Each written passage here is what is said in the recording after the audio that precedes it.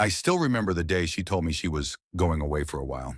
Her voice was calm, rehearsed almost, as she stood by the door with her small suitcase, the one she usually used for quick weekend trips. I didn't think much of it at first. She said she needed space, that she wanted to visit her sister in another city, that she just wanted to clear her mind. Married couples go through rough patches, I told myself. Maybe she just needed some air. But deep down, something didn't feel right. Something was off in the way she didn't hug me before leaving. Something was off in the way she didn't even look back. The moment that door shut, I felt a silence so deep it echoed in my bones. A month, she said. Just a month. But days started to stretch like years. She barely called, barely texted. When I reached out, she'd reply with one-word messages. I'm fine. Busy. Talk later. And when I suggested coming to see her, she always had a reason not to. That's when I started noticing the other thing. The hot new neighbor, as everyone in our street called him. He'd moved in 2 houses down just 3 months earlier. Young, fit, charming. That perfect smile that people with too much confidence wear like armor. I never really paid much attention to him, but I remember the way she did. Small things at first, her glances lingering a bit too long when he waved, laughing too loudly at his jokes during neighborhood gatherings. I brushed it off as harmless. I trusted her. But then a friend of mine, someone who didn't even know I was worried, mentioned casually that he saw her and our neighbor at a resort 2 hours away. He didn't mean to stir trouble, but he looked at me like he'd just dropped a bomb. My heart started pounding so hard I couldn't hear the rest of his sentence.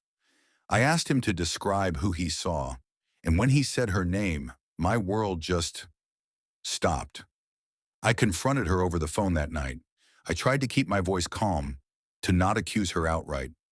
But when I said his name, the silence on the other end was louder than any answer she could have given me. That silence confirmed everything. I asked her, "Are you with him?" She didn't say yes. She didn't say no. She just sighed and said, "I need time." That's when I hung up. For 2 days I didn't eat. I didn't sleep. I sat in the same chair by the window, watching that man's house across the street like it might give me answers. I kept thinking about every smile, every late-night girls' dinner, every time she was distant. It all made sense now. I wasn't stupid. I was just blind by choice. I walked into the lawyer's office 3 days later. My hands were shaking, but my decision was clear. I want to file for divorce, I said. No hesitation, no second thoughts. The lawyer asked why. I just said, because I refuse to be someone's backup plan. He nodded. He'd seen this story before, but this one was mine, and I was done being the fool in it. When she came back, right on the 30th day, as if she had marked her calendar, I was already a different man. She walked into the house smiling like nothing had happened, like she'd just come back from a short trip and expected everything to be normal. I watched her drop her bags in the hallway and say, "I missed you." Those 3 words that once meant everything suddenly meant nothing. I didn't even feel anger, just emptiness. I handed her the divorce papers right then and there. She froze. "What is this?" she asked, voice trembling slightly. I looked her in the eyes and said, "It's what you wanted, right?" Freedom. She tried to laugh it off, pretending she didn't understand. But the more she realized how serious I was, the more her tone changed. She started crying, saying she made a mistake, that it wasn't what I think. But I wasn't that naive anymore. She said they didn't sleep together, that it was just emotional confusion, that she needed someone to talk to, and he was there. She tried to make it sound innocent, but I had seen the photos, her arm around him, his hand on her waist, both of them smiling like the world didn't exist. I didn't need any more explanations. I told her, "You left me for a month to be with another man. You didn't call. You didn't care how I felt. You made your choice." She begged, said she was confused, that she missed the old us. I just shook my head. The old us died the moment she packed that suitcase. The man I was before she left, the one who trusted too much, forgave too easily, he was gone too. She tried everything after that. Texts, calls, emails, even showed up at my work one day, crying in front of everyone.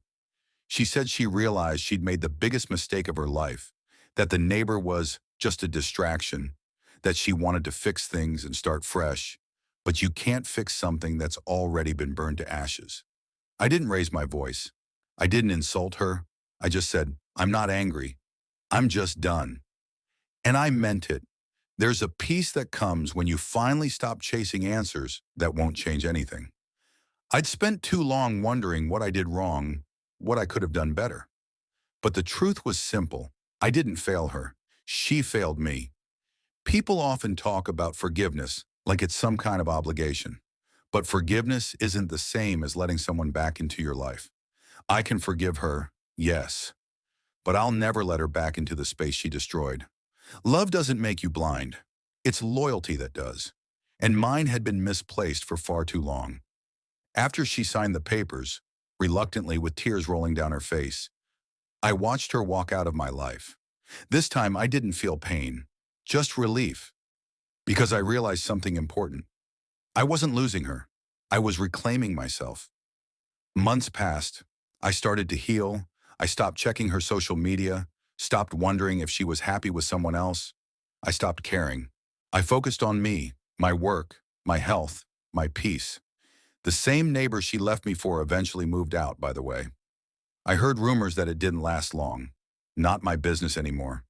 Maybe he found out what I already knew, that people who run away once will always run again. She sent me an email a few months later. Said she still thinks about me, that she hopes I'm happy. I didn't reply. Not out of spite, but because some stories don't need sequels. Some doors once closed should never be reopened. Sometimes I walk past that spot by the window where I used to sit waiting for her calls. I look at it now and smile. That man waiting there, heartbroken and confused, was a version of me I'll never be again. I learned that love isn't about how much you give someone who doesn't value it. It's about knowing when to stop giving it away to the wrong person. She left for a month, thinking she'd come back to the same man waiting for her. What she didn't realize was that the moment she walked away, she created someone who no longer needed her. I'm not a backup. I'm not plan B.